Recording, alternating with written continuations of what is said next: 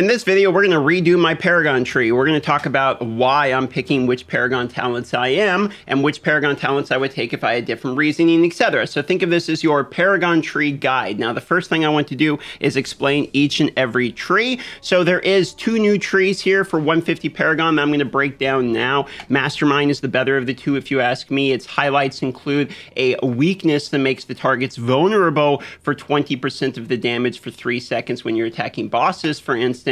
Being able to have additional crit chance for each different class in your party, and then things like damage reduction while your party members are close to you, and then of course increased skill damage. Now, anytime we're seeing increased damage, you know that I'm going to like it. So personally, I think Mastermind is not too bad of a tree. However, if you go and look at Soldier, I actually don't think it's very good at all. This takes reduced damage for party members here. If you look at this one, whenever you drop below a certain percent of life, you recover HP. If you look at this one, Battle Morale can now stack 8 times, and the cooldown of the first aid, which is the one we just talked about, gets reduced. And then what is Battle Morale? Well, when each enemy player is killed within 15 yards by one of your party member, increases your damage for 10 seconds, stacks up to 4 times or 8 times if you have the previous perk. And then this one's kind of weird. Sacrifice, your death grants additional damage reduction. So I could see this maybe being a good tree if you are doing a lot of like the vault or PvP, you know, ancient arena things where you're kind of all on top of each other and like overworld PvP type of thing. I don't like this one too much because personally, if you're trying to do PvP, I actually like Gladiator better. Reason being, if you look through it here, uncontrollable reduces the loss of control of your characters and you become immune, okay? Which in my personal opinion is pretty awesome. Trapper here, you get a trap that lays below your feet, which will basically grab people. I don't really think this one's that good. It doesn't seem to activate very often. The quick witted, in my opinion, is quite good because you don't really notice it, but it's reducing the duration of effects that the PvP CC has on you. Kitty, please get off my keyboard. She's constantly trying to bother me in the morning. So cheat death is the real reason you take this one, is because when you basically die, you get like a Phoenix Ashes where people can't hurt you for a little bit of the period, and you come back up and you have some HP, and it's sort of like a Zhonya's from League of Legends, but you gain some HP back. You can see you recover 60% of your life, and the cooldown is only 2 minutes, so you can use it multiple times in the battleground. This is the real reason most people take Gladiator. And then if you look at rapid recovery here, reduces the cooldown of these other ones, for instance, Trapper and Uncontrollable, this being Uncontrollable and this being Trapper. So what we have here is a sort of a PvP set. Now, I'm kind of going over the actives before I go over the passives, and if you look at Treasure Hunter here, this one's more about PvE, overworld farming, things like experience for monsters, gold for monsters, equipment for monsters, globes for monsters, and then increase the bonuses of the other previous. So this is what's going to happen if you're overworld farming, dungeon farming, etc. And a large chunk of that is for the extra gold and the extra experience that you do get from farming with Treasure Hunter. Now, this one has the most debate drama over it for sure, because people, for some reason, have a lot of conspiracy theories about whether this is actually doing anything or not, and it's been really hard to test for everybody. So essentially, you have to take it at its word and say it doesn't, in fact, increase equipment drop, and that the equipment drop it increases is then modified by things like your magic find, etc. So you could be getting more legendaries, but we don't have proof of it. It's why there's a lot of conspiracy theory for this type of stuff. And then, of course, we have Survivor and Vanquisher. Now, Survivor is actually not that bad, in my opinion. It gets slept on a little bit because for every bit of missing life, you take less damage. This just happens. So if you have 90% reduced life, you're taking 10% less damage. That becomes more effective the tankier you are. Whenever you drop below 30% life, you gain 35% increased movement speed and can move unhindered through monsters for 6 seconds. I think this one can be quite important too, because 35 movement speed for 6 seconds is quite a bit. It can actually help you get away in PvP in times that maybe the cheat death wouldn't have helped you get away. Indestructible fatal attacks from monsters instead reduce you to 1 life and make you immune from all damage from monsters. So you have sort of the cheat death, but in PvE here, same cooldown on that. And then of course you have the reduced cooldowns, which you can sort of see for Stalwart, which drops below life. You gain block chance for 6 seconds. So this is more of a PvE survivability, but the escape artist can actually be quite good in PvP. Now, last one, and then we're going to talk about some more of the Paragon from just a general point of view. If you look at this one here, Vanquisher is the OG one. It's the one that's going to be PvE damage based, so damage increased to monsters. Each time you defeat a monster, it stacks. So obviously overworld farming is good. Defeating a monster, your damage stacks again. And then if you look here, Judgment, after defeating a monster, your next attack is critical. Heart of the Wrath, Wrath and Zeal can stack up 15 times. So basically what you have is you have ramping power from Paragon. This is very good in overworld farming. You have 1, 2 damage points. You have an armor penetration point here. When am I talking about damage and armor penetration points? Well, you have these passive stats, and these will happen no matter what, meaning you can unlock this inventory row. You can unlock these stats, and even if you have, let's say, points into other stats, like let's say I go full-blown into Mastermind, I can still unlock the stats from the other areas. Like I could unlock this damage, I could unlock this damage, I could unlock this armor penetration without having to actually have it be active. What do I mean by active?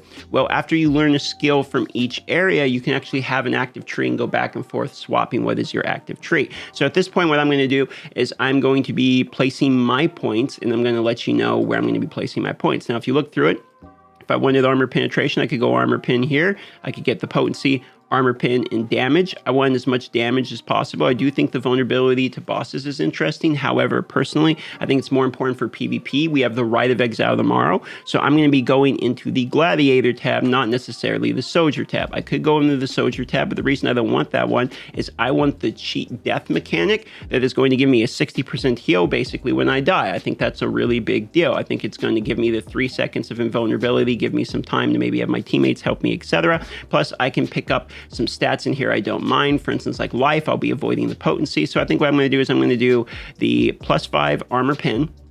Then I'm going to go to uncontrollable to get the loss of effect. I'm going to activate this tree because this is the one that we're going to be using. I'm going to go up here to the life. I'm going to take the life over the potency, in my own personal opinion. Then I'm going to go here, reduces the duration of control effects. I'm going to be taking that. I have to take the resistance to go to the next tier, so we're going to be taking the resistance here. Then we're going to be taking, we have to take the life in order to continue. So now what we can do is unlock the cheat death. So now I've got the one I wanted, and what I have to decide is, do I want to go and get the 15 points to get the trapper here? Because if you look at the trap, you lay a trap beneath your feet every 5 yards over the next 6 seconds, okay? And what does these traps actually do? Well, they're supposed to kind of snare the person. These very rarely seem to get triggered. I'm not very happy with these ones, so this would cost me 16 total more points to get here. I'm not sure if I want to do it quite yet. So what I'm going to actually end up doing is buying the damage. So I have the damage, I have the life here, I've got the 3 effects I really wanted. Now I could do the trapper and uncontrollable, but it's going to take 20 here, 15 here, so that's 35 plus the 2, that would be 37 more points.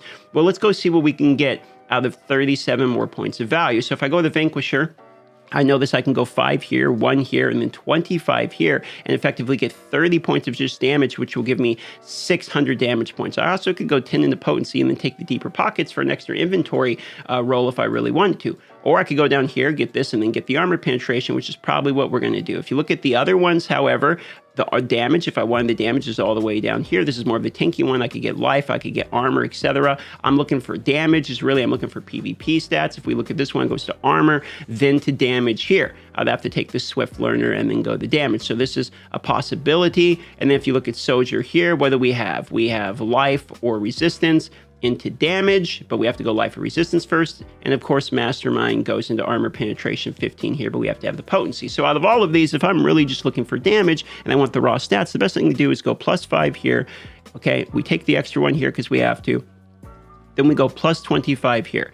Now we've got the 25. I'm going to take the 1 extra here just as a fee to be able to get to the 25 more armor penetration. And now we have the armor penetration. So I have damage, armor penetration there. I could go to the life. There's 25 points worth of life there, which in PvP, life can be quite good. But now I have to ask myself for these 25 points, or 31 points I've left, is it worth it for me to try to pick one of these? Do I want Rapid Recover or Trapper? I still don't think I want them, so I'm still looking for sort of the additional stats at this point. So we can either go 25 points in life, okay, and effectively get 5,000 more health.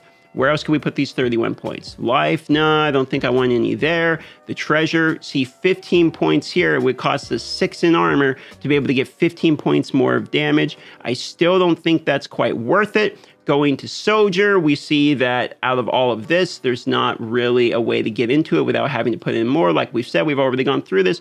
So knowing all of this, I think what we're going to end up having to do is we're going to go back here to Vanquisher, we're going to take these 25 points of life because I legitimately believe these life points are probably more valuable than Trapper, etc., and having that trigger over and over again. So we're going to go ahead and put that up there. And now we have 6 points left. And at this point, we have to ask ourselves, what do we want to do with the last 6 points? And if we go back to Gladiator, at this point, it might be worth trying to either wrap up some of these or maybe take these last 6 points and put them towards here so that we can do the damage next, which is probably what we're going to do. We put 5 points in here, 1 point in here, and now we can grab 15 more damage points next time we get more Paragon levels. So the answer to the Paragon trees is figure out what actives you want, get those actives, then go get the other stats with the remaining points you have, and you can see you can do multiple trees. I have stats from 3 different trees, and yes, all of those stats do apply. There's 7,800 damage right there and 96,000 life. So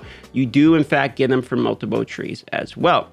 I can just prove this because if I didn't, and I went in here and just switched this one to active, and we go back and look at it, 7830, 96,000 life. Okay, if I swapped it, it should change. Let's go here, swap this one here, go here, 7830, 96,000 life. So you can see the stats are remaining the same.